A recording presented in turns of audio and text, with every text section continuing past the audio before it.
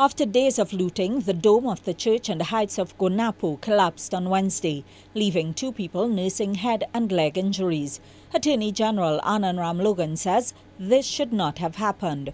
That blame belongs on the doorstep of the Commissioner of Police and/or the Integrity Commission. The Director of Public Prosecutions is said to have alerted the Commissioner of Police to the looting, but he failed to act. But I think that it is a disaster and it is a major failure on the part of the Commissioner of Police of this country that he would have presided over and witnessed the wanton looting of that structure and done absolutely nothing about it, even though he was contacted by the DPP of the country.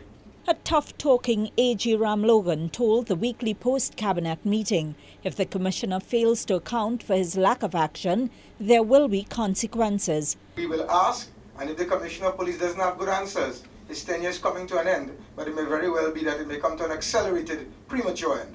It cannot be right at a time of high crime, when we are facing a terrifying tsunami of crime, that this could be allowed to take place and the Commissioner of Police not have good answers as to why he didn't intervene. National Security Minister Brigadier John Sandy admitted he himself never contacted the Commissioner, even though he too was aware of the looting. No, I did not. AG Ramlogan describes what happened as shameless. I share the public sense of frustration, outrage, and the growing sense of distress and anxiety that what was allowed to happen, a shameless, bold-faced, brazen, looting attack on the church was allowed to take place.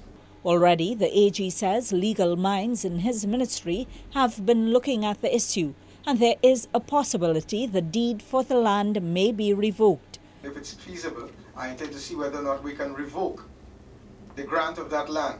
The church, you would recall, had its genesis in the former PNM government. Then Prime Minister Patrick Manning admitting the state had given the land to Reverend Juliana Pena for construction of the church. The AG says Mr. Manning must be called to account. Perhaps the correct person to be addressing this question to would be the people who give them the land, and that would be the former Prime Minister, Mr. Manning. For CNC3, I'm Rosemary Sant.